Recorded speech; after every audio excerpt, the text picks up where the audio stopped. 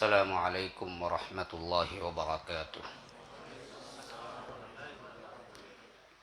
ان الحمد للہ نحمده ونستعینه ونستغفره ونؤمن به ونتوکل علیہ ونعوذ باللہ من شرور انفسنا ومن سیئات اعمالنا من يهده الله فلا مضل له ومن يضلل فلا هادي له وأشهد أن لا إله إلا الله وحده لا شريك له وأشهد أن محمدا عبده ورسوله أما بعد فإن خير الحديث كتاب الله وخير الهدي هدي محمد صلى الله عليه وسلم وشر الأمور محدثاتها وكل محدثة بدعة وكل بدعة ضلالة وفي رواية وكل ضلالة في النار فأعوذ بالله السميع العليم من الشيطان الرجيم من همزه ونفثه ونفخه وقضى ربك ألا تعبدوا إلا إياه وبالوالدين إحسانا إما يبلغن عندك الكبر أحدهما أو كلاهما فلا تقل لهما أف ولا تنهرهما وقل لهما قولا كريما واخفض لهما جناح الذل من الرحمة وقل رب ارحمهما كما ربياني صغيرا اللهم أرنا الحق حقا وارزقنا اتباعه وأرنا الباطل باطلا وارزقنا اجتنابه اللهم علمنا ما ينفعنا وانفعنا بما علمتنا وارزقنا علما رب اشرح لي صدري ويسر لي أمري واحلل عقدة من لساني يفقه قولي۔ اس اللہ کے نام سے ابتدا جس کے ناموں کی کوئی انتہا ہی نہیں۔ ولو ان ما فی الارض من شجرة اقلام والبحر يمده من بعده سبعة ابحر ما نفدت کلمات اللہ۔ اس ذات اقدس پر کروڑوں درود و سلام ہو جو تمام جہانوں کے لیے رحمت للعالمین بن کے آئے تھے۔ اللہم صلی علی محمد وعلی آل محمد كما صليت على إبراهيم وعلى آل إبراهيم إنك حميد مجيد وبارك على محمد وعلى آل محمد كما باركت على إبراهيم وعلى آل إبراهيم إنك حميد مجيد۔ برادران اسلام، واجب الاحترام بزرگوں، دوستوں، عزیز ساتھیوں، پیارے بچوں، اللہ تبارک و تعالی نے اس دنیا میں ایک جوڑے سے آباد کیا،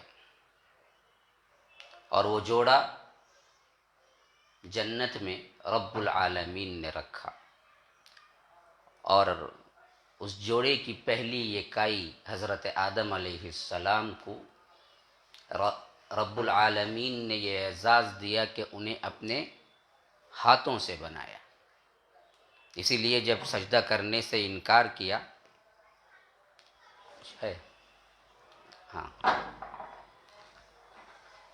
تو اللہ تبارک و تعالی نے فرمایا کہ لما خلقت بیدی، میں نے اپنے دونوں ہاتھوں سے جن کو بنایا ان کو سجدہ کرنے سے کیا چیز نے تجھے انکار پہ مجبور کیا؟ تو اللہ تبارک و تعالی نے انسانیت کے اکرام اور تکریم کا بنانے سے پہلے ہی انتظام کیا۔ پھر اس کو اللہ تبارک و تعالی زمین پہ اتارا تو اکیلا نہیں اتارا، اما حوا بھی ساتھ تھی۔ اور یہ بات بالکل غلط ہے کہ پھل کھانے پر حضرت حوا نے مجبور کیا، یا ان کی زیادہ غلطی تھی جیسا کہ یہودیوں کے اعتقاد، اور اسے نصرانیوں نے اور زیادہ بڑھایا کہ عورت کل کی کل برائی ہے، فلاں ہے۔ حالانکہ قرآن جب اس واقعے کا ذکر کرتا ہے تو وہاں پر ہمیں اشارہ دیتا ہے کہ غلطی دونوں سے ہوئی، توبہ دونوں نے کی۔ فرمایا کہ دونوں نے مزہ چکھا، فلما ذاقا الشجرۃ بدت لہما سوآتہما وطفقا یخصفان علیہما من ورق الجنہ۔ پورے واقعے میں تثنیہ کا صیغہ ہے، دونوں وناداہما ربہما الم انہکما عن تلکما الشجرہ، وَأَقُلْ لَكُمَا إِنَّ الشَّيْطَانَ لَكُمَا عَدُوٌّ مُبِينٌ. دیکھیے دونوں پورے صیغے دونوں کے، تم دونوں کو ہم نے بتایا تھا کہ یہاں درخت کے قریب نہ جانا. پھر اس کے بعد دعا کا صیغہ بھی دونوں کا آیا ہے. قَالَا رَبَّنَا ظَلَمْنَا، قالا نہیں ہے، قالا کا مطلب اس ایک نے کہا، قالا کا مطلب ان دونوں نے کہا. دونوں یعنی آدم نے بھی حوا نے بھی، دونوں نے دعا کی. ربنا ظلمنا انفسنا وان لم تغفر لنا وترحمنا لنکونن من الخاسرین. کہ ہمارے رب ہم نے اپنی جانوں پر ظلم کیا ہے، اگر تو نہ معاف کیا اور تو نہ رحم کیا تو ہم تو کیا ہیں، خسارہ اٹھانے والوں میں سے ہو جائیں گے. تو یہ تمام واقعہ جو ہے یہاں پر معاملہ معلوم ہوتا ہے کہ اللہ تبارک و تعالی نے کوئی بھی برائی کی وجہ سے یا کوئی بھی بوجھ کی وجہ سے یا عورت کی ناپاکی اور اس کی برائی کی وجہ سے اس واقعے کا رونما ہونا نہیں ہوا، بلکہ غلطی دونوں سے ہوئی اور دونوں کو اللہ تبارک و تعالی نے معاف کر دیا. پھر اس کے بعد اس دنیا میں اتارا. ہاں قُلْنَا اهْبِطُوا مِنْهَا جَمِيعًا، تم دونوں کے دونوں کیا ہے، اب اتر جاؤ. اب یہاں پر جمیعہ کا مطلب میں 3 ہو جاتے ہیں یا 2 سے زائد ہو جاتے ہیں. تو وہ 3 کون تھے؟ تو مفسرین اسی لیے کہتے ہیں کہ یہاں پر جمیعہ کا مطلب آدم اور حوا اور شیطان بھی تھا، تینوں کو اتار دیا زمین پر. اب یہاں پر زندگی گزارنا ہے. وَلَقَدْ مَكَّنَّاكُمْ فِي الْأَرْضِ وَجَعَلْنَا لَكُمْ فِيهَا مَعَائِشَ. اس زمین کو ہم نے تمہارے لیے زندگی گزارنے کا سامان بنایا. اب یہاں پر تمہاری زندگی ہے اور وہ چلتی رہے گی. تو اب دراصل دیکھنا یہ ہے کہ رب العالمین نے اس کائنات میں تمام کروں کے ساتھ یہ خاصیت نہیں رکھی کہ وہاں پر کیا ہے انسان زندگی کے سانس لے سکے، صرف زمین پر. اور زمین میں رب العالمین نے اتارا تو ایسے نہیں کہ حضرت آدم کو اتار دیا، بلکہ اما حوا کو بھی ساتھ اتارا تاکہ یہ جوڑا آبادی کا ذریعہ بنے. اس لیے فرمایا کہ یا ایھا الناس اتقوا ربکم، اے لوگو اپنے رب سے ڈرو. الذی خلقکم من نفس واحدہ، جس نے ایک جان سے تمہیں پیدا کیا. وخلق منها زوجہا، اسی سے اس کی زوجہ کو بنایا، اس کی عورت کو بنایا، اس کی بیوی کو بنایا. وبث منہما رجالا کثیرا، پھر ان دونوں کے ذریعے دنیا کے اندر بہت سے مرد اور بہت سی عورتیں پھیلا دی. تو یہ دونوں جوڑے یہ شکل میں رب العالمین نے اتارا اور یہاں سے زندگی کی شروعات ہوئی. تو ایک طرح میاں بیوی بھی تھے، تو پھر اس کے ساتھ ساتھ ماں باپ بھی ہوئے. ابھی دراصل یہ اعلان ہوا تھا کہ میرا عنوان جو ہے حقوق پر ہے، اولاد کے بھی والدین کے بھی. بڑا وسیع مضمون ہے، کیونکہ ایک طرف والدین کے بھی حقوق ہیں اور ایک طرف اولاد کے بھی حقوق ہیں. اب اس مضمون پر تو کیا ہے کبھی طویل بحثیں اگر میں اختیار کروں تو یہ وقت کی یہاں پر گنجائش نہیں ہے. میں اسے مختصراً آپ کو بتا دوں کہ پہلے یہ ذہن میں آپ اپنے اس مضمون کو سننے کے لیے تیار کر لیں. اور تیاری کیا ہے پتہ ہے؟ 2 طرفہ ناانصافی ہے. اصل مسئلہ یہ ہے کہ ماں باپ کی عمر کو پہنچنے والے سوچتے ہیں کہ خالص حقوق صرف اولاد کے، وہ میری خدمت کے اور میری ماں نے وہ فلاں کرے فلاں. ہاں بالکل صحیح بات ہے، انکار نہیں ہے. لیکن کیا اس سلسلے میں والدین پر بھی کچھ حق بنتے ہیں؟ تو وہ انکاری ہیں. اور اولاد بھی یہی پوچھتی ہے کہ صرف ہماری خدمت ہی سب کچھ ہے یا آپ کے بھی کچھ حقوق ہیں کہ ہمیں کیسی تربیت کرنی چاہیے. تو اب یہ 2 طرفہ ایسا معاملہ ہے جو ہمیشہ ایک دوسرے پر کیا ہے زیادتی کرنے پر ہے، کوئی اپنا حق چھوڑ کے دینے پہ نہیں ہے. یا حقوق کی برابری اور مساوی طور پر ہمارے شیڈول اور معاشرے کے اندر یہ چیز نہیں پائی جاتی. میرے بھائی یہ سب سے اہم ترین چیز ہے سمجھنے کی. دونوں پر حقوق ہیں اور دونوں اگر اپنی ذمہ داری کو پورا کریں تو معاشرہ نہیں بلکہ ایک ایک گھر جنت بن جائے گا. جنت کا نمونہ اگر دیکھنا ہو تو آپ اس پر عمل کر کے دیکھیں.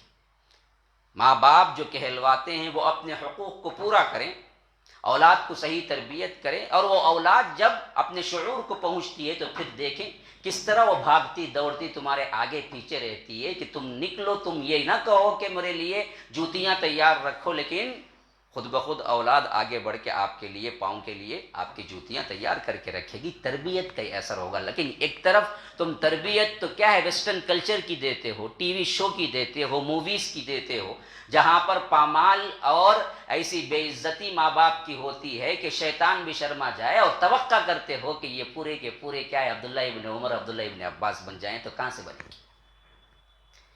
یہ دو طرفہ ہمارے لحاظ سے سوچنے کی بات ہے. حقوق دونوں پر ہے, اور دونوں پر حقوق کے سلسلے میں یہ بات یاد رکھیے, اسلام نے ماں باپ کے حق کے اعتبار سے جتنی گفتگو کی ہے شاید دنیا کا کوئی مذہب وہ اہمیت اور وہ حقوق دینے کے لیے تیار نہیں ہے. صرف اسلام ہے جس نے والدین کے حقوق اتنے بیان کیے. مذہبی اعتبار سے کہہ رہا ہوں, اخلاقی ادبی اعتبار سے ہمیں گفتگو کرنے کی کوئی ضرورت نہیں ہے. اسلام نے اتنا اونچا مقام دیا ہے. ابھی اس سلسلے میں سب سے اہم ترین چیز جو ہمارے بچوں کو, نوجوانوں کو, یا جو بھی اپنے زندگی میں ماں باپ کو ابھی پائے ہوئے ہیں, اللہ تبارک و تعالی نے بلا لیا, یاد رکھو یہ ہمارے لیے ایک بدقسمتی ہے کہ اللہ نے موقع دیے بغیر بلا لیا. اگر کسی کے ماں باپ کو اللہ نے ان کے جوان یا ان کے لیے کوئی خدمت کا موقع ملنے سے پہلے ان کے والدین کو اٹھا دیا, تو میں تو کہتا ہوں کہ یہ اس بچے کے لیے یا اس اولاد کے لیے بڑی بدقسمتی ہے, کیونکہ وہ تو جنت کا ذریعہ ہے. ان کے خدمت میں تو رب نے اپنی رضا رکھی ہے, ان کی خدمت کو رب العالمین نے سند دی ہے, سند اس بات کی کہ یہ بندہ اللہ تبارک و تعالیٰ کے ہاں مقرب ہے, جنتی ہے. تو وہ موقع تو کسی نے کھو دیا جب ان کے والدین. اسی لیے رب العالمین جب گفتگو کرتا ہے تو کہتا ہے کہ اما یبلغن عندک الکبر احدہما او کلاہما. دیکھو اگر تمہاری زندگی میں ان دونوں میں سے ایک بھی تم پا جاؤ, اف فلا تقل لهما اف. اف اف ایک جملہ بھی نہیں ہے, اف ایک جملہ بھی نہیں ہے. اللہ کہتا ہے کہ اگر تم اپنی زندگی میں والدین میں سے یبلغن عندک الکبر احدہما, کوئی ایک کو بھی پالو, یعنی کوئی والد کو پالے یا کوئی والدہ کو پالے, او کلاہما دونوں کو پا جاؤ, فلا تقل لهما اف. دیکھو ان کے آگے تم اف بھی نہ کرنا. اف ایک جملہ بھی نہیں ہے. اسلاف کہتے ہیں کہ اگر اس سے کم کا بھی کوئی اشارہ ہوتا تو اللہ تبارک و تعالیٰ وہ وہاں پر رکھتا, لیکن اس سے کم کوئی لفظ ہی نہیں. اف اف کوئی لفظ ہوتا ہے, لیکن اللہ نے کہا کہ یہ بھی نہ کہو والدین کے سامنے, یا ان دونوں میں سے کسی ایک کو پا جاؤ. تو اس میں معلوم ہوتا ہے کہ اہمیت کیا ہے والدین کی. فرمایا کہ اللہ نے دونوں تمہاری زندگی میں دے دیا اور تمہیں خدمت کرنے کا موقع بھی دے دیا, یعنی اس عمر کو تم پہنچ گئے کہ ان کی خدمت کر سکو, کما کے ان کو دے سکو, اپنے ہاتھ سے کھلا سکو.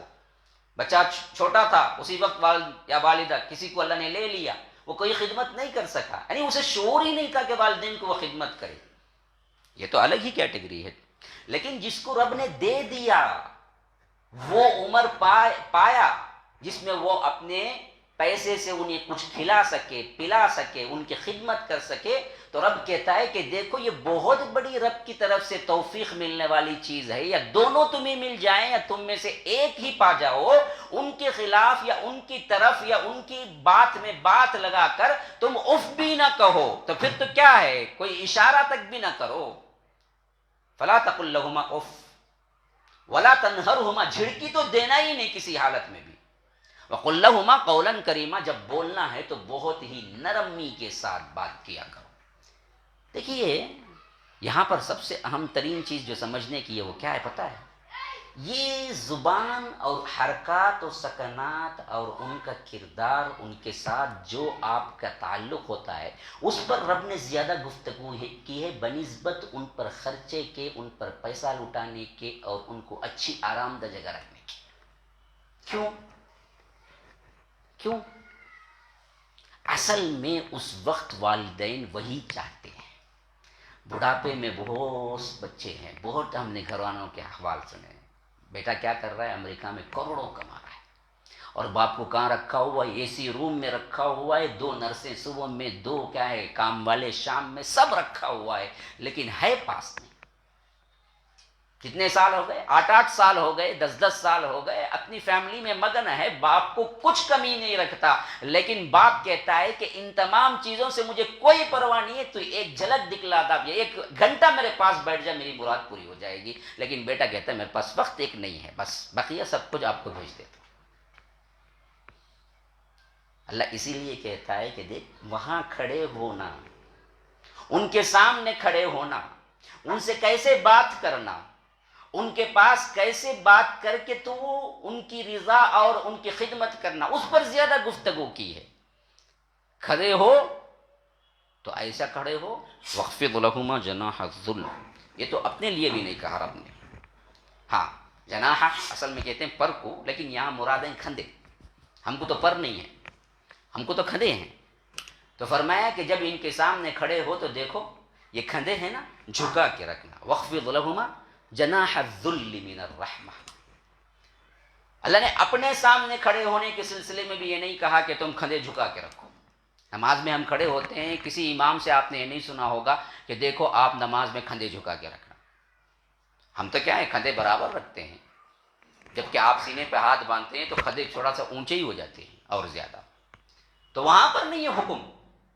والدین کے سامنے کھڑے ہونے پر فرمایا کہ دیکھو ان کے سامنے کھڑے ہونا تو یہ کھندے ہیں نا، تناوٹی کے ساتھ سینہ تان کے نہیں کھڑے ہونا۔ آپ لاکھ ان کی فرما برداری کریں، آپ کو کہیں کہ پانی لا پانی لے آئیں، چائے لا چائے لے آئیں، لیکن کیا ہے، آپ کا کھڑا ہونا ان کے سامنے اس بات کی دلیل ہو کہ میں بھی کچھ ہوں، میں بھی اب بڑا ہو گیا جی، یہ بولنے کا انداز ہے، تو پھر تمہاری خدمت اللہ تبارک و تعالیٰ کو کوئی ضرورت نہیں ہے۔ یہ کھندے جھکا کے کھڑے ہو جاؤ ان کے سامنے، جب بھی کھڑے ہو، جب بھی ان سے بات کرو تو تمہاری بات اتنی نرم ہو کہ ان کی بات سے بلند نہ ہو، اور کبھی وہ تمہیں تکلیف دے دیں، کبھی تمہیں کیا ہے ایسی بات کہیں، تمہیں غصہ آ جائے، تو ان کے ساتھ تم ایسا معاملہ کرو کہ تمہیں غصہ نہ آیا ہو۔ دیکھیے یہاں پر کیا ہے، تنہر ہما میں یہ چیز بہت زیادہ واضح ہو رہی ہے، ان کی جھڑکی نہ دینا۔ خامخواہ پاگل ہیں، عام لوگ ہی، عام انسان کو جھڑکی نہیں دیتا نا جی۔ آپ بولیں گے کوئی آ کر جاتا ہوا کسی بندے کو جھڑکی دے، پاگل ہے کیا بولیں گے؟ وہ تو جا رہا ہے نا جی اپنے کام سے۔ جھڑکی کب دیتا ہے بندہ؟ جب اس کو کوئی چھیڑتا ہے، جب اس کو کوئی چھیڑتا ہے تو وہ جھڑکی دیتا ہے۔ اب اللہ یہ کہنا کہ والدین کو جھڑکی نہ دینا کا مطلب کیا ہے؟ خواہ بیٹھے ہوئے ہیں والدین، اچھے سے سلوک کر رہے ہیں، پھر کوئی جا کر جھڑکی دے گا؟ نہیں، ہرگز بھی نہیں دے گا۔ ارے عام انسان کو نہیں دے گا تو والدین کیوں نہیں دے گا؟ مسئلہ یہاں کیا ہے، والدین کبھی کبھی ایسا سلوک اولاد سے کر جاتے ہیں جس سے انہیں کیا ہے، تکلیف پہنچتی ہے۔ وہ سمجھتے ہیں والدین میرے اوپر اس وقت ظلم کر رہے ہیں، اولاد سمجھتی ہے کہ اس وقت والدین میرے ساتھ ناانصافی کر رہے ہیں، والدین مجھ پر غصہ ہو رہے ہیں۔ ایسے وقت میں بھی جھڑکی نہ دینا، یہ اصل مطلوب ہے وہاں پر۔ جب جھڑکی دینے کا موقع آئے تو جھڑکی نہ دینا، ورنہ تو کیا ہے، عام طور پر تو کوئی بھی کیا ہے، عام انسان کو جھڑکی نہیں دیتا تو والدین کو کیوں جھڑکی دے گا؟ لیکن اس وقت بھی کنٹرول کرنا والدین کے لیے، ماں باپ کے لیے، جب وہ تمہیں اس بات پہ مجبور کر دیں کہ وہ تمہیں جھڑکی دیں، تو اس وقت تم برابر ہی نہیں کرو گے کہ یہ تو دراصل کیا ہے، والد بھی ہیں والد، لیکن میں معاف نہیں کروں گا بھائی، میرے ساتھ انہوں نے ایسا کیا۔ بعض لوگ کہتے ہیں ہاں ماں ہیں وہ، لیکن فلاں وقت انہوں نے ایسا کیا تھا، وہ تو میں معاف کروں گا نہیں۔ ارے بدبخت، وہ ماں ہیں، ماں اور عام عورت ایک نہیں ہے، باپ ایک، عام مرد ایک نہیں ہے۔ تم کہاں انتقام کے جذبے میں بیٹھے ہوئے ہو کہ باپ نے ایسا کیا تھا، ماں نے ایسا کیا تھا؟ تو پوچھنے کا حق نہیں رکھتا، ماں باپ ہیں تو اسے رب پوچھ لے گا، وہ ان کا اور رب کا، تیرا حق جو بنتا ہے وہ تو دے، تجھ پر جو عائد ہوتا ہے وہ تو پورا کر۔ تو اس سلسلے میں ماں باپ کی اہمیت اور حقوق کے سلسلے میں اسلام نے زیادہ تر بات کی ہے، اور اولاد کا حق میں بعد میں گفتگو کروں گا انشاءاللہ، وہ بھی آئے گا، لیکن ماں باپ کے حقوق کے سلسلے میں آپ پہلے جان لیں، کیونکہ اسلام نے اسے مقدم رکھا ہے، تو میں نے بھی اسے مقدم رکھا ہے۔ 7 جگہ آیات ہیں سیم، بالکل مضمون ملتے جھلتے، جہاں پر تاکید آئی ہے کہ والدین کے ساتھ حسن سلوک کرو۔ 1 مرتبہ نہیں، 2 مرتبہ نہیں، میں ہمیشہ کہا کرتا ہوں کہ اسلام کا ہر وہ اہم ترین حکم جس کو اسلام نے اہمیت دی ہے، قرآن میں 2 مرتبہ تو کم از کم وہ مضمون آیا ہے۔ جہاں تک میری ناقص مطالعہ ہے میرا، ناقص مطالعہ ہے قرآن کے تعلق سے، میں نے دیکھا ہے کہ جو بھی اہم مضمون ہے اس کو کم از کم رب العالمین نے قرآن میں 2 مرتبہ تو کیا ہے ریپیٹ کیا ہے۔ اب اسی حیثیت سے آپ جان لیں والدین کے حقوق اور احسان کے سلسلے میں 7 جگہ ذکر کیا ہے تو اس کی کتنی بڑی اہمیت ہوگی۔ ہاں، سورہ بقرہ کے اندر فرمایا کہ وَإِذْ أَخَذْنَا مِيثَاقَ بَنِي إِسْرَائِيلَ لَا تَعْبُدُونَ إِلَّا اللَّهَ وَبِالْوَالِدَيْنِ إِحْسَانًا۔ دیکھو ہم نے بنی اسرائیل کو بھی یہ تاکید کر دی تھی، بلکہ پختہ عہد لیا تھا کہ تم اللہ تبارک و تعالیٰ کے ساتھ کسی کو شریک نہ کرو گے اور والدین کے ساتھ حسن سلوک کرو گے۔ اللہ کا حکم، پھر اس کے بعد والدین کا حسن سلوک۔ پھر اس کے بعد آگے چل کر فرمایا سورہ نساء کے اندر وَاعْبُدُوا اللَّهَ وَلَا تُشْرِكُوا بِهِ شَيْئًا وَبِالْوَالِدَيْنِ إِحْسَانًا۔ دیکھو اللہ تبارک و تعالیٰ کے ساتھ کسی کو شریک نہ کرو، والدین کے ساتھ حسن سلوک کرو۔ نمبر 2، اپنا حق بیان کیا، بالکل ساتھ ساتھ فرمایا کہ والدین کے ساتھ حسن سلوک۔ اسی طرح انعام میں فرمایا قُلْ تَعَالَوْا أَتْلُ مَا حَرَّمَ رَبُّكُمْ عَلَيْكُمْ أَلَّا تُشْرِكُوا بِهِ شَيْئًا وَبِالْوَالِدَيْنِ إِحْسَانًا۔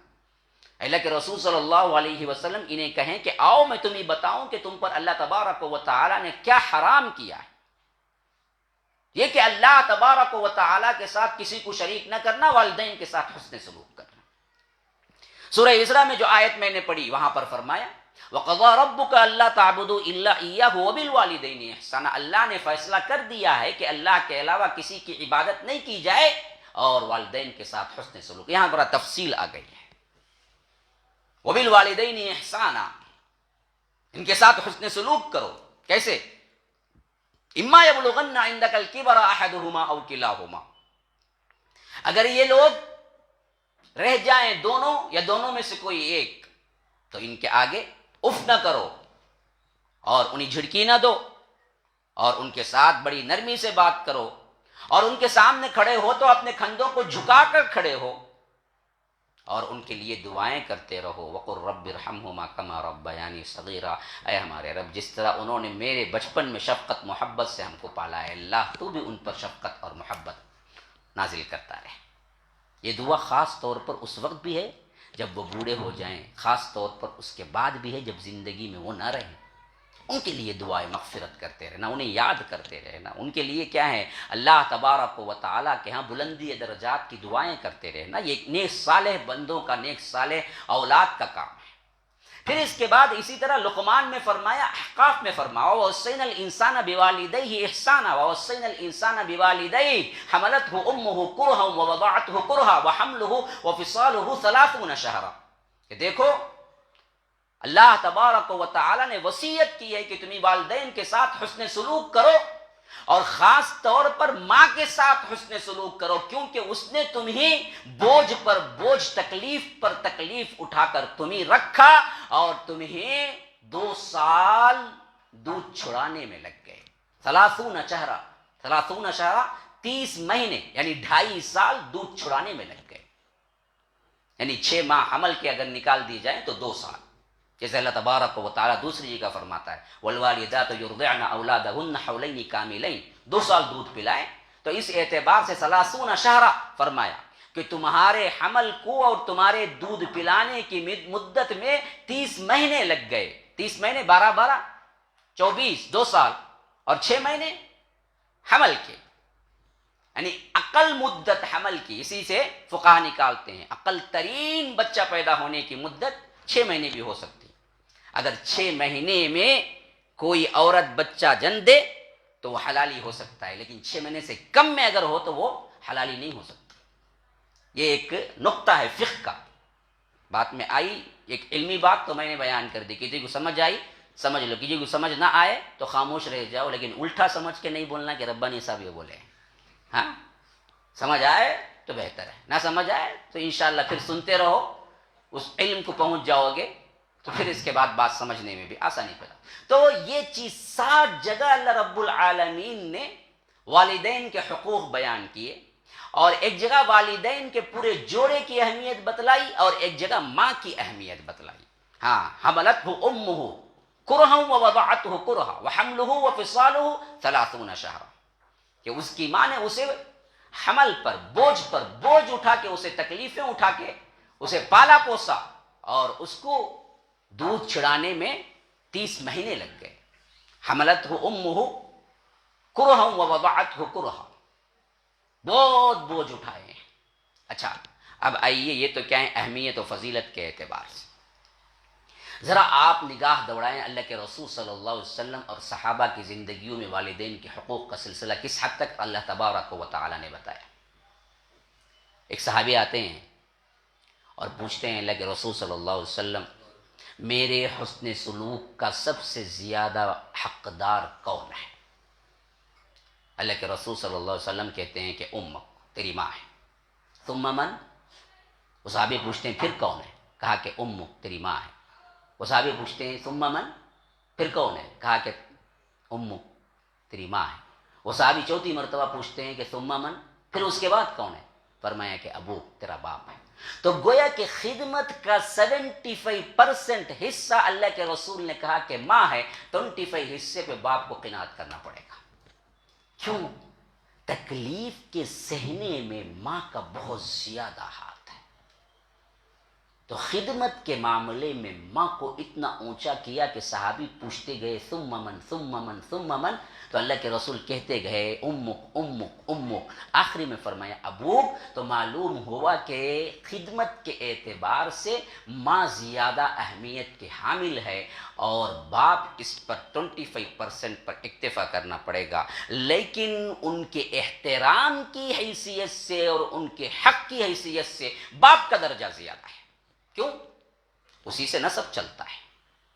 تیری ماں کون ہے نہیں پوچھتے، تیرا باپ کون ہے پوچھتے. نام کے ساتھ باپ کا نام لگایا جاتا ہے. اس وقت نسب کے اعتبار سے باپ کی اہمیت زیادہ ہے، تو اس حیثیت سے اللہ کے رسول صلی اللہ علیہ وسلم نے باپ کو بھی اہمیت بتائی. ایک صحابی اپنے باپ کو لے کے آئے روتے ہوئے، اپنے بیٹے کو لے کے آئے روتے ہوئے، اور کہا کہ اللہ کے رسول، جب یہ چھوٹا تھا میں بھوکا تھا اس کو کھلاتا تھا، میں بے آرام ہوتا تھا اس کو سلاتا تھا، اس کے لیے میں کئی فاقوں میں سے گزرا اور اس کو پالا پوسا، لیکن آج یہ میں پیسہ لینے پر مجھے بے عزتی کرتا ہے. مجھے کچھ ضرورت ہوتی ہے تو میں پوچھتا ہوں تو دینے سے روکتا ہے. تو اللہ کے رسول صلی اللہ علیہ وسلم کو اتنا غصہ آیا کہ فرمایا کہ تو اور تیرا مال سب کچھ باپ کا ہے، جا، وہ جو چاہے تیرے مال میں سے کر سکتا ہے، تو کون روکنے والا ہے؟ بلکہ تو اور تیرا مال سب کچھ تیرے باپ کا ہی ہے، جو چاہے جتنا چاہے وہ اٹھا لے، وہ اس پر قادر ہے. اسی واسطے علماء لکھتے ہیں کہ بقدر ضرورت اگر وہ نہیں دیتا ہے کوئی بیٹا تو باپ لے سکتا ہے مجبور کر کے کہ یہ میرا حق ہے مجھے دے. اخلاقی اعتبار سے تو پوری کی پوری کیا ہے؟ اسی کی ملک ہے. لیکن اگر کوئی بگڑا ہوا بیٹا ہے اور باپ کو جو دینا ہے وہ حق نہیں دیتا ہے، باپ کو جو آرام دینا ہے وہ نہیں دیتا ہے، تو اس کا حق بنتا ہے کہ وہ باپ کے پاس سے، باپ وہ بیٹے کے پاس سے لے لے. اس حد تک اللہ کے رسول صلی اللہ علیہ وسلم نے باپ کے لحاظ سے حق بتلایا. اب آئیے آگے ان دونوں کے حقوق کے سلسلے میں اصحاب رسول اللہ صلی اللہ علیہ وسلم کے کردار کیا تھے، کیسی عظمت اللہ کے رسول صلی اللہ علیہ وسلم نے ان کے دلوں میں ڈال دی تھی. آپ کو معلوم ہے یہ ایک ایسے شخص جو اللہ کے رسول صلی اللہ علیہ وسلم کے زمانے میں تھے، لیکن اللہ کے رسول سے ملاقات نہیں کی. معلوم تھے زمانے میں، ملاقات نہیں کی، زندگی گزر گئی. اللہ نے اطلاع دی فلاں بندہ ہے ایسا بھی، جن کا نام نامی اسم گرام اویس قرنی ہے. پتہ ہے صحیح بخاری و مسلم کی روایت کے اندر یہ حدیث موجود ہے، جس میں حضرت عمر سے اللہ کے رسول صلی اللہ علیہ وسلم نے فرمایا میرا ایک امتی ہے اویس، اگر ملاقات ہو جائے تو اس کی ایک نشانی ہے، اسے اللہ نے بچپن میں برس کی بیماری دی تھی، وائٹ پیچز جو ہوتے ہیں نا وہ. پھر اللہ تبارک و تعالیٰ سے دعا کی تو اللہ تبارک و تعالیٰ نے وہ بیماری ان کو ختم کر دی، لیکن پیٹھ کی طرف ایک حصہ یعنی ایک درہم، ایک چھوٹے سے سکے اتنا حصہ ابھی بھی وہ بیماری باقی ہے. وہ نشانی دیکھ لینا جب ان سے ملاقات ہو جائے تو، اور کہنا دیکھو اگر وہ تم سے مل جائیں تو عمر تم اپنی مغفرت کی دعا ان سے کروا لینا. کہاں عمر، کہاں یہ امتی جو صحابی بھی نہیں ہے. ان سے اللہ کے رسول صلی اللہ علیہ وسلم کہتے ہیں کہ دیکھو یہ فلاں میرا امتی ہے، اگر تم ان سے مل جاؤ یا ملاقات ہو جائے تو دیکھو تم ان سے دعا کروا لینا اپنی مغفرت کی. حضرت عمر کے دور خلافت میں ایک مرتبہ معلوم ہوا کہ قرنی یہ ایک قبیلے کا نام ہے، یہاں سے بہت سے لوگ آئے ہوئے ہیں. تو حضرت عمر نے کہا کہ اس میں اویس کوئی نام کا بھی ہے بندہ. بعض لوگوں نے بتایا کہ ہاں اویس ہیں، اپنے آپ میں رہتے ہیں، جو وقت ملتا ہے عبادت میں گزارتے ہیں. تو حضرت عمر نے کہا کہ چلو ان سے ملاقات کر لیتے ہیں. ساتھ میں حضرت علی بھی تھے. دونوں پہنچے، کہا کہ آپ اویس ہیں؟ کہا کہ پہلے تو پوچھا کہ کون؟ حضرت عمر نے کہا کہ اگر نام بتائیے. انہوں نے کہا کہ عبداللہ، اللہ کا بندہ ہوں میں. حضرت عمر کو جلال آ گیا، کہا کہ میں وہ نہیں پوچھ رہا ہوں، تمہاری ماں نے تم کو جو نام رکھا ہے وہ نام بتاؤ. تو حضرت اویس نے کہا کہ میرا نام اویس ہے. کہا کہ اچھا ذرا چادر تو ہٹاؤ. کہا کہ وہ کیا ہے؟ نہیں ہٹاؤ تو. آپ کون ہیں جی؟ مجھے چادر ہٹانے کے لیے کہہ رہے ہیں. کیونکہ اس زمانے میں نہ فوٹوز تھے، نہ واٹس ایپ تھے، ہاں، نہ دکھانے کے لیے کیا ہے شیئرنگ تھی، کچھ نہیں تھا. ہاں عمر تو نام تو سنا تھا لیکن پہچان تو نہیں تھی. ہاں عمر نے کہا کہ میں عمر ہوں، امیر المومنین. تب جا کے وہ کھڑے ہوئے، کہا کہ آپ بلا لیتے تو میں آ جاتا. کہا کہ وہ سب باتیں چھوڑو، تم چادر تو ہٹاؤ. چادر ہٹائی، دیکھا کہ بالکل وہ برس والا چھوٹا سا حصہ ابھی بھی باقی ہے. کہا کہ اچھا تم قرنی بھی ہو، اویس ہو، تمہارا نام ہے، اور تمہیں کیا ہے اللہ کے رسول نے جو نشانی بتلائی ہے وہ بھی ہے. تو ایک کام کرو، ہاتھ اٹھا کے دعا کرو ہمارے لیے مغفرت ہو جائے. حضرت اویس رو پڑے. کہا کہ امیر المومنین یہ کیا بات ہے، آپ صحابی ہیں اور میں آپ کے لیے مغفرت کی دعا کروں؟ کہا کہ ہاں کرو. اللہ کے رسول صلی اللہ علیہ وسلم نے مجھ سے فرمایا کہ اگر اویس سے ملاقات ہو جائے تو اپنی مغفرت کی دعا کروا لینا. اٹھاؤ ہاتھ، دعا کرو. تو حضرت اویس ہاتھ اٹھاتے ہیں اور دعا کر دیتے ہیں. پھر اس کے بعد وہاں سے نکل پڑتے ہیں تو لوگوں میں مشہور ہو جاتا ہے کہ حضرت اویس سے حضرت عمر نے دعا کروائی ہے. تو لوگ دوڑتے بھاگتے آتے ہیں. اب یہ دیکھتے ہیں کہ شہرت ہو رہی ہے تو یہ ایسے گم ہوتے ہیں. روایتوں میں آتا ہے کہ پھر پتہ نہیں چلتا کہ وہ کہاں گئے، کیا زندگی گزاری. کوئی کیا ہے بڑی تحقیق کے ساتھ کسی نے نہیں لکھا ہے کہ اگلی زندگی وہ کہاں کیسے گزاری. بالکل رپوش ہو جاتے ہیں، بالکل چھپ جاتے ہیں کہ لوگوں کی شہرت کے ڈر سے. آج شہرت کے مارے انسان دیوانہ ہو کے پاگل ہو کے بھاگ رہا ہے. کہ اللہ والے لوگ تھے جنہوں نے دیکھا کہ شہرت ہو رہی ہے تو اپنے آپ ہی کو کیا ہے گم کر لیا. تو آتا ہے روایتوں کے اندر حضرت عمر کے ذریعے یہ پیغام پوری امت کو محمد الرسول اللہ صلی اللہ علیہ وسلم نے دیا تھا کہ اویس سے اپنی مغفرت کی دعا کروا لینا، اس واسطے کہ اس نے ماں کی ایسی خدمت کی ہے کہ وہ ہاتھ اٹھاتا ہے تو اللہ اسے خالی نہیں لوٹاتا. یہ والدین خدمت کا اثر ہے. یہ تربیت دی ہے صحابہ کو کہ دیکھو مجھ سے ملاقات کرنے تک نہیں آیا، صرف اس واسطے کہ ماں اس کی کیا ہے کمزور تھی، اس ماں کی خدمت میں لگا رہا یہاں تک کہ صحابیت سے محروم ہو گیا.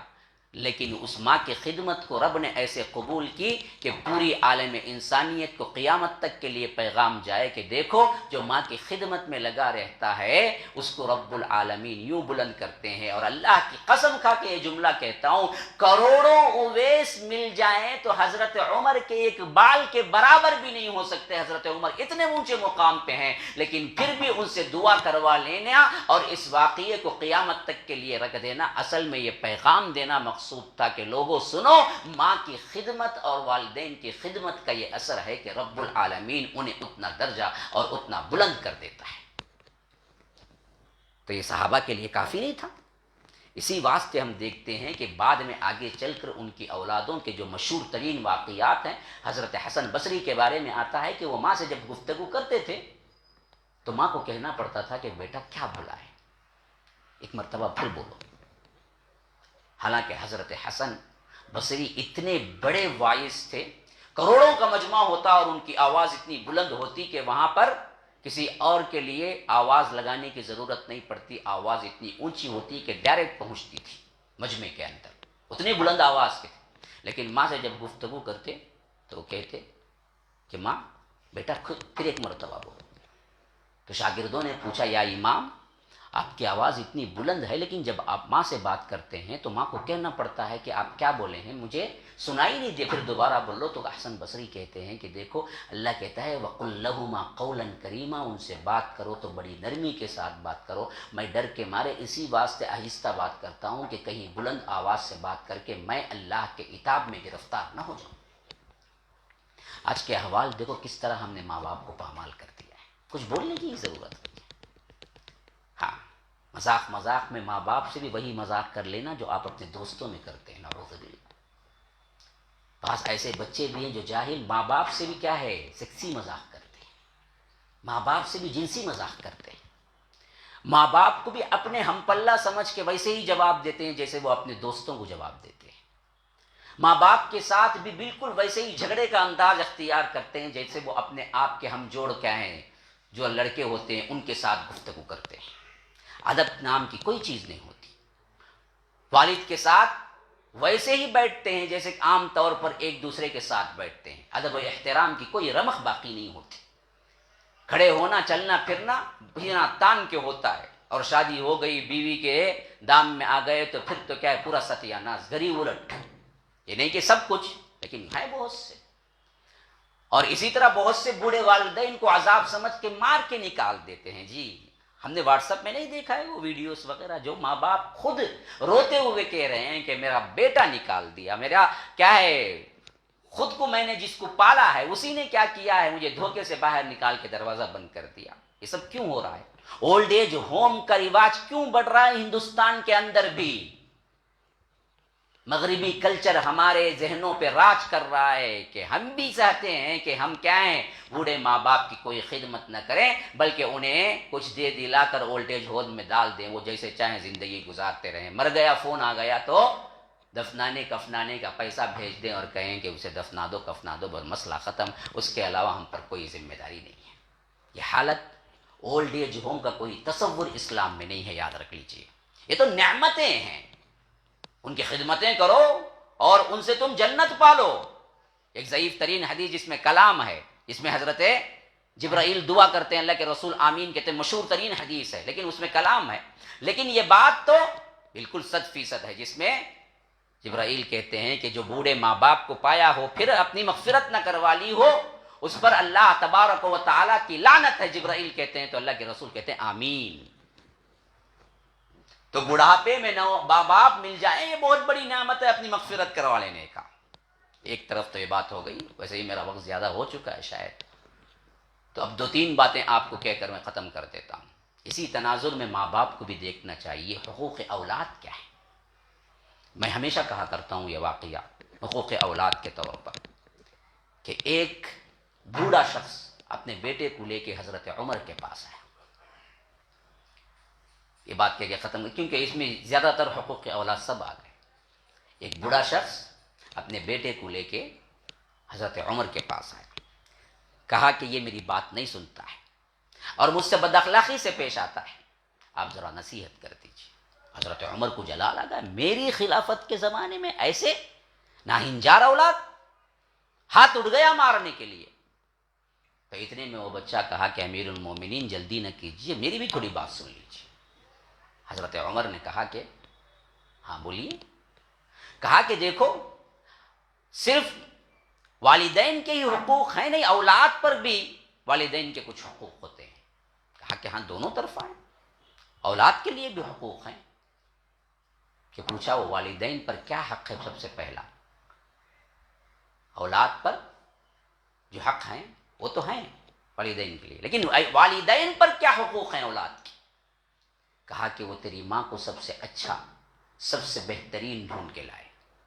کہاں سے حق شروع ہو رہا ہے دیکھیے، جب آپ اپنے لیے وائف تلاش کریں، بیوی تلاش کریں وہاں سے اولاد کا حق شروع ہوتا ہے. شادی ابھی کی بھی نہیں, وہاں سے شروع ہو رہا ہے حق. حضرت عمر کہتے ہیں کہ سب سے پہلا حق یہ ہے کہ جب وہ بندہ اپنے شادی کے لیے عورت تلاش کرے تو وہ بااخلاق دیندار تلاش کرے. تو بچہ کہتا ہے کہ امیر المومنین یہ اس شخص کو, یہ کہ ایسی عورت کو یہ شادی کر کے لے آیا جو پہلے رقاصہ تھی, ناچنے والی تھی. تو میرا حق اس نے مارا ہے. پہلے جو لوگ نوجوان گوری گوری کے پیچھے بھاگتے ہیں, نہ دین دیکھتے ہیں, نہ کیا ہے اس کا خاندان دیکھتے ہیں, نہ حسب و نسب دیکھتے ہیں, نہ اخلاق دیکھتے ہیں, بس اس کا فیشن, اس کے بال, اس کا چہرہ, اس کا میک اپ, یہی سب کچھ کے دیکھ کے کر کے لاتے ہیں, جو آگے چل کر تمہارے بیوی نہیں تمہاری اولاد کی ماں بنتی ہے. اور وہ ماں پھر تمہیں کیا ہے سکھاتی ہے کہ تمہارا باپ یہ تھا, فلاں تھا, فلاں تھا. تب جا کے سر پکڑ کے بیٹھتے ہیں کہ میری بیوی نے ہی میرے سے بزن کر دیا میرے بچوں کو. ہاں تم ہی تو لائے تھے نا جی, لو کر کے لو لاہن ہو کے کہ میں اسی سے کروں گا, اسی سے کروں گا. کوئی کیا ہے کاٹ لیتا ہے, کوئی کیا ہے نام لے لیتا ہے, کوئی کیا ہے خون سے لکھتا, کہتے نام خون سے کہیں کوئی لکھتا, خون سے کہیں کوئی لکھتا, تو لکھتے بہت سے. میں خود دیکھا ہوں ہاتھ وہ ان نوجوانوں کے جب اصلاح کے لیے آتے ہیں میرے پاس, اللہ تعالیٰ کسی کی اصلاح کر دیتا ہے تو وہ اٹھا کے, میں نے خود دیکھا, اٹھا کے بدلا مولوی صاحب ایک کے پیچھے کرتا تھا, مولوی صاحب میں دیکھو اس کا نام بھی لکھو تھا, میں اس میں کیا بلیڈ سے لکھا کرتے, بیٹھو دیوانہ پاگل. ہاں آج کا ماحول, کھانے, ٹی وی, مووی, پکچر دیکھتے دیکھتے انسان پاگل ہو گیا. انسان حیوان میں بدل گیا, اسے پتہ بھی نہیں کہ وہ حیوان ہو چکا ہے. یاد رکھیے, اگر وہ 24 آورس میں اللہ کا کلام نہیں پڑھتا, نماز نہیں پڑھتا, اگر وہ دینی ماحول میں نہیں رہتا, اللہ کی قسم وہ پاگل انسان سے گرا ہوا حیوان بن چکا ہے, اسے پتہ بھی نہیں ہوتا وہ حیوان بن چکا. اگر آج کے زمانے میں 24 آورس میں اس کے پاس نمازیں نہیں ہیں, اس کے پاس قرآن پڑھنا نہیں آتا ہے, اس کے پاس روحانیت کا کوئی بھی وسیلہ نہیں ہے, کہیں کوئی کیا ہے کسی ادبی محفل میں نہیں بیٹھتا, علماء کے ساتھ نہیں بیٹھتا, کوئی دینی محفل میں نہیں بیٹھتا, تو یاد رکھو وہ حیوان بن چکا ہے, اس کو پتہ نہیں ہے وہ حیوان بن چکا ہے. کیوں؟ ایسا ہی ماحول سیٹ کر دیے ہیں. اگر وہ 24 آورس ٹی وی میں رہتا ہے, موبائل میں رہتا ہے, واٹس ایپ میں رہتا ہے, فیس بک میں رہتا ہے, اور اپنے اپنے من پسند گانوں میں رہتا ہے, کھیلوں میں رہتا ہے, اور اپنے وہ جو اوباش لڑکے پھرتے ہیں ماحول کے اندر, محلے کے اندر, ان کے ساتھ زندگی گزارتا ہے, تو یاد رکھو وہ پاگل انسانیت سے گرا ہوا حیوان بن چکا, اس کو معلوم نہیں ہے. کیا کرو؟ یہی حالت یہاں پر لاتی ہے ان بچوں, جو ہاتھ کاٹ لیتے ہیں, جو پریشان ہو جاتے ہیں, جو ایک لو فیلئر, داڑھی اتنی بڑی, سنت کے واسطے نہیں رکھتا کبھی بھی, داڑھی کہیں کو رکھتا, لو فیلئر ہو داڑھی رکھتا کہتے ہیں. ہاں ایک سے کیا ہے محبت ہو گئی, انہیں کچھ بول دی تو خودکشیاں کر لیا. خودکشی کے کتنے مرتبہ نوجوان کیا ہے بچ جاتے ہیں, کوئی بچ گیا, کوئی جانے والا ہے تو چلا بھی جاتا ہے, صرف اس واسطے کہ انہیں جواب نہیں دی, کہتے محبت سے. ارے بیوقوف, تیری ماں تجھے پالی بڑا کی, سب کچھ دیتی رہی, اپنا خون دودھ بنا کے تجھے پلاتی رہی, اس سے کبھی محبت کا اظہار نہیں تجھے, اس کی خدمت میں تجھے لذت نہیں آتی, اس کی خدمت میں تجھے کیا ہے آرام نہیں ہوتا, اس کے چہرے کو دیکھ کر خوشی سے تیرا چہرہ چمکتا نہیں, دمکتا نہیں. ارے یہ تو ہے جو بے لوث محبت کی تیرے ساتھ, بغیر کوئی توقع کہ تجھے بڑا کیا. تیرا باپ ہے جو خون پسینہ ایک کر کے تجھے کھلایا پلایا بڑا کیا, ان کے چہرے کو دیکھ کر تجھے نفرت ہوتی ہے, اور کوئی غیر لڑکی کبھی ملی ہی نہیں, ایک مرتبہ ایک کیا ہے چہرہ دکھا دیتے تو پاگل ہو کے پھرتا ہے, تو تو حیوان نہیں تو انسان ہے. یہ سوچنے والی کون ہے, کون آپ کو دے رہا ہے یہ سوچ؟ نہیں دے رہا, کوئی بھی نہیں دے رہا. اگر آپ علمی محفلے میں نہ بیٹھے, علماء کی باتیں نہ سنیں, دین کی باتیں نہ سنیں, صرف ٹی وی اور مووی دیکھیں, تو آپ کا حال یہی ہوگا جو آج کیا ہیں آج کل کے اوباش لڑکے کر رہے ہیں. ادھر ادھر کے نکروں میں ڈکروں میں بیٹھو, پان پراگ ڈالو یا پان ڈالو یا فلاں ڈالو, یہ چباؤ وہ چباؤ, یہ پیو وہ پیو, 30-35 سال میں ہارٹ اٹیک ہو گئے, مر گیا. یہ زندگی ہے کوئی زندگی؟ آج ہمارے بچوں کے دانت دیکھو کس طرح ہے, بالکل لال. یہاں تو بچہ بچہ پان کھاتا ہے. ابھی تو اللہ تعالیٰ کیا ہے محفوظ رکھا ہوا, چنئی وغیرہ میں ماحول نہیں ہے, بوڑھے پان کھاتے ہیں, اور پان کھانے والوں کو عجیب نظر سے بھی دیکھتے ہیں. یہ نہیں کہ میں حرام نہیں کہتا, لیکن ایک فضول بات ہے, ایک فضول کام ہے نا, کھانے سے کیا ہوتا ہے جی؟ اس کے لیے تم ہزاروں لگا دیتے. ٹائم اتنا ویسٹ. ایک پان کھانے کے لیے آدھا ایک گھنٹہ محفلیں جمتی ہیں, ایک چائے پینے کے لیے 2 گھنٹے محفلیں جمتی ہیں. جب حلق پہ یہاں آ جائے گی نا موت, تب معلوم ہوگا ایک ایک لمحہ کتنا قیمتی. کلا اذا بلغت الحلقوم, جب جان ہنسلی تک پہنچ جائے گی, جب یہاں آ کے کھڑے ہو جائے گی نا, تب تمہیں معلوم ہوگا کہ ایک ایک لمحہ کیا قیمتی تھا جس کو تم نے گنوایا.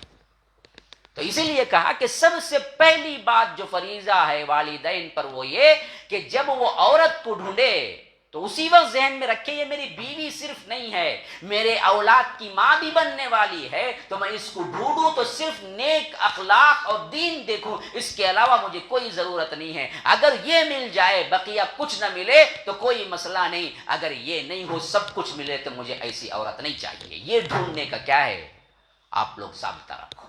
جن کی شادیاں نہیں ہوئی ابھی سے ذہن میں رکھو کہ بیوی کے لیے میرے پاس معیار گوری پیسے والی حسب و نسب والی فلاں انجینئر ڈاکٹر یہ اس کی ادائیں نہ ایک ہی رکھو. وہ رکھو دین اخلاق. اگر ہے اس کے پاس, کالی ہو موٹی ہو کوئی مسئلہ نہیں ہے, تمہاری نسل بن جائے گی. اگر تم نے یہ نہیں دیکھا تو یاد رکھو تم نہیں بلکہ تمہاری نسلیں بگڑ جائیں گی. ناچنے والے کی لے آؤ, کوئی فیشنیبل لڑکی کو لے آؤ, کوئی موویز دیکھنے والی. اپنی زندگی میں ہابی کیا ہے, باقاعدہ اعلان اپنے بایوڈیٹاس میں لکھتے ہیں آج لڑکیاں. تمہاری ہابیز کیا ہیں, میوزک سننا, گانے سننا. تمہارا من پسند ہیرو کون ہے, شاہ رخ خان ہے, سلمان خان ہے. لا, ایسی لڑکی کو انہیں بھی خوشوں کو لے کر آتا, بعد میں پوچھتا کئی کو تمہیں شاہ رخ خان سے بہت محبت کرتے سو کہ بیوقوف انہیں تو پہلے تو لکھو تھی نا برابر رہے, تب بھی سوچنا نہیں تو اسے کرنا کی نہیں کی بول کے. کرکوا کو پوچھا تو آج کیا ہوگا. ہاں تک طلاق ہوئی ہے کئی لوگوں کی, میں نے سنا ہے. کرکٹ ہو رہا ہے, یہ بولتی ہے کہ کیا ہے مجھے انہیں پسند ہے, انہیں شوہر بولتا ہے کہ اسے پسند ہے اور میرے ساتھ رہ رہی ہے. اسی میں بات بڑھتی گئی, آگے کیا ہے طلاق ہو گئی. ایسی لڑکیوں کو تم لے آؤ گے نا تو وہی ہوگا نا جی. تو پہلا حق بنتا ہے اولاد کا, اچھی ماں تلاش کرو اس کے لیے جو تمہاری بیوی بنی. نمبر 2, اس بچے نے پوچھا کہ دوسرا حق کیا بنتا ہے. پیدا ہوتے ہی اس کے لیے ایک اچھا نام رکھے, یہ والدین کا حق بنتا ہے. تو اس بچے نے کہا میرا نام اس نے کیا ہے, حرب رکھا, جنگ رکھا. تو اب میں لڑوں گا نہیں لڑوں گا اس کے ساتھ, لڑتا ہی رہوں گا. یہ اس کی دوسری غلطی تھی. اور آج بھی ہمارے والدین کیا کرتے ہیں, بے تحاشا بس کیا ہے, ذرا کیا ہے یونیک ہونا کہتے. پوچھتا انہیں کیا ہے یونیک ہونا, کیا تبیرن دے ایسے ایسے نام زبان پر چڑھتے. نہیں تو نیٹ میں دیکھ لیتے رکھ لیتے, کیا جی مانا نہیں مول صاحب نیٹ میں دیکھا میں, نیٹ تیرا حضرت ہے, حضرت گوگل سے لکھ لیتے ہیں, پوچھ لیتے ہیں. اب آپ بولے نا کہ بھائی آپ حضرت عمر رکھو, وہ بہت پرانا نام نہ مولوی صاحب سب بھی رکھے ہیں کہ پرانا ہونا نہیں رکھنا کی. عجیب مسئلہ ہے. نام کا اپنا ایک اثر ہوتا ہے. اللہ کے رسول صلی اللہ علیہ وسلم نے فرمایا کہ محبوب ترین نام اللہ کے پاس عبداللہ عبد الرحمن ہے. کتنے چاہے رکھو جی, پرانا نیا کا سوال ہی نہیں ہے. اس کا اثر ہوتا ہے, بندے کے اندر بندگی آئے گی, اطاعت آئے گی. ہم وہ نہیں دیکھتے, ہم صرف کیا ہے اسٹائل پہ جاتے ہیں بولنے میں. بعض لوگ پوچھتے یہ سے شروع ہونے والا نام بولو مولوی صاحب, کئی ہوگا تو اسکول میں اٹینڈنس میں پہلے آنگا نام کہتے. واقعیتاً ایک بندہ مجھے بولا تھا, ہم بولا کیوں بھائی, نہیں مولوی صاحب اسکول میں کہاں گئے تو پچاتے نام آؤ نکو مولوی صاحب ایسا ابھی پیدا نہیں ہوا, اسکول بنی نہیں گیا نہیں, وہاں سے ہی نہیں ابھی سے سوچتا ہے اسکول کے اٹینڈنس میں اس کے بیٹے کا نام پہلے آنگا. کیا عجیب ہے. تو کوئی معنی نہیں, کوئی تک نہیں, نام رکھ دیتے کوئی نہ کوئی. ہاں تو یاد رکھو نام اچھا رکھنا چاہیے, والدین کا حق ہے.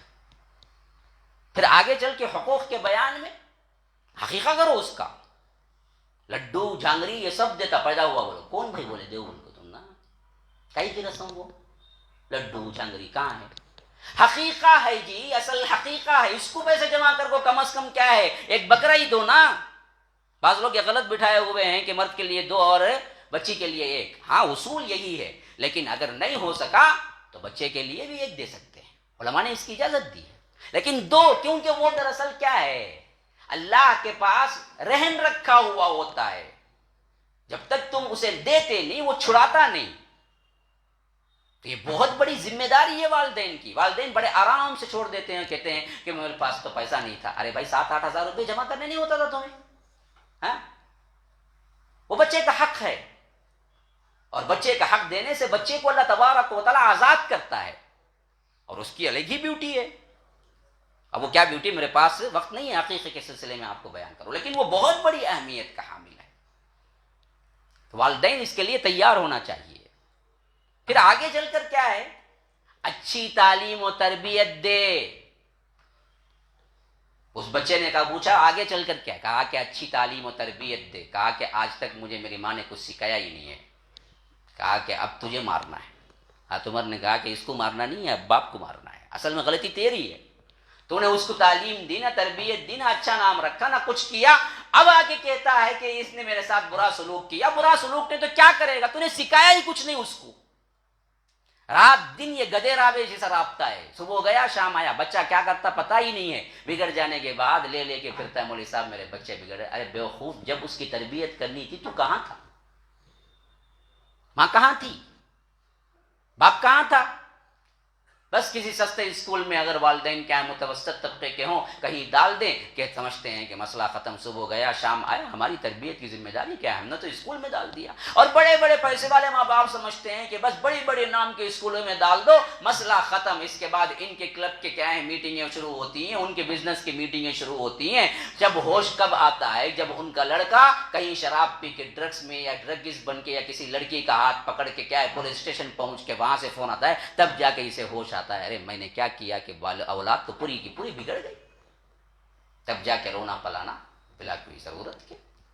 تو یاد رکھو یہ ترتیب ہے حقوق الوالدین اور اولاد. والدین اگر اس ترتیب سے اولاد کو آگے لے آئیں، اچھا نام، سب سے پہلے اچھی ماں جو بیوی بننے والی ہے، اچھی بیوی دیندار اخلاق والی، اسے احساس ذمہ داری ہو کہ وہ صرف میری بیوی نہیں ہے، وہ میرے بچوں کی ماں بھی ہے. جب وہ ماں بنے گی پھر اسے احساس دلایا جائے کہ تربیت کا سب سے پہلا مدرسہ تمہارا ہے، اس بات سے تم بھی تربیت حاصل کرو. تم بھی اب ماں بن چکی ہو، اگر تمہارے پاس علم نہیں ہے تو علم حاصل کرو، کیونکہ سب سے پہلا مدرسہ اسکول نہیں ہے. سب سے پہلا مدرسہ، پہلا گود، ماں کا گود جو ہوتا ہے جو پہلا مدرسہ. میں تو کہتا ہوں کہ ہر آنے والی عورت اگر شوہر دیندار ہے، سمجھتا ہے، یہ میری بات کو سن رہا ہے، اور وہ اپنے آپ کو سمجھتا ہے کہ ماں بننے کے قریب ہے یا ماں بن چکی ہے، لیکن اس کے پاس تعلیم و تربیت نہیں ہے، تو اسے کچن کے کام سے بھی روکو، تعلیم و تربیت دو تاکہ تمہاری نسل بن جائے. یاد رکھو، تم صرف کھانے پکانے والی عورت بنانا چاہتے ہو تو بنا لو. اگر تم سمجھتے ہو کہ تمہاری اولاد اللہ سے ڈرنے والی ہو اور تمہاری اولاد میں بڑے بڑے نامور لوگ امام پیدا ہوں، قرۃ اعین جو تم نے مانگا ہے ویسی آنکھوں کی ٹھنڈک والی اولاد تمہیں نصیب ہو، تو اللہ کی قسم وہ تمہاری بیوی پڑھنے لکھنے اور تربیت کرنے والی ایک استادنی چاہیے، پکوان کرنے والی کام والی نہیں چاہیے. اگر ایسی ہے تو ایسے بناؤ، سکھاؤ اس کو. اپنے گھر کے کام کم کرو، اسے کلاسز بھیجو، خود سیکھو یا سکھاؤ اس کو تاکہ وہ بچوں کو سکھا دے. اسکولوں سے نہیں بنتے بچے، ماؤں کے گودوں میں بنتے ہیں. جتنے بڑے لوگ ہوئے وہ سب اپنے ماؤں کے گودوں میں بنے ہیں. سلطان صلاح الدین ایوبی ہوں یا امام ابن تیمیہ، امام ابن قیم ہوں، یہ سب ان کے والدین نے انہوں نے کیا کیا، ان کو بنایا تھا. شیخ عبد القادر جیلانی کا واقعہ مشہور نہیں ہے جو انہوں نے کہا کہ جھوٹ نہ کہنا، وہی بات کا اثر تھا جو آگے چل کر ماں نے وہ سکھایا تھا. ہاں، امام ابن تیمیہ کے والدہ نے انہیں سکھایا تھا وہ ایمان. جب وہ پڑھنے کے لیے نکلے تھے تو ماں نے کہا کہ بیٹا جاؤ جہاں جانا ہے، لیکن دیکھو ایمان نہ چھوڑنا. پھر اس کے بعد وہ شخصیت نکلی جنہوں نے کیا ہے پورے عالم کو پڑھایا. جتنی بڑی شخصیتیں پیچھے ماں ہے. اللہ ہمیں سمجھ کی توفیق دے. ھذا وباللہ التوفیق وصلی اللہ وسلم علی نبینا محمد. اسأل اللہ لی ولکم ولسائر المسلمین من کل ذنب فاستغفروه انه هو الغفور الرحیم. والسلام علیکم ورحمۃ اللہ وبرکاتہ.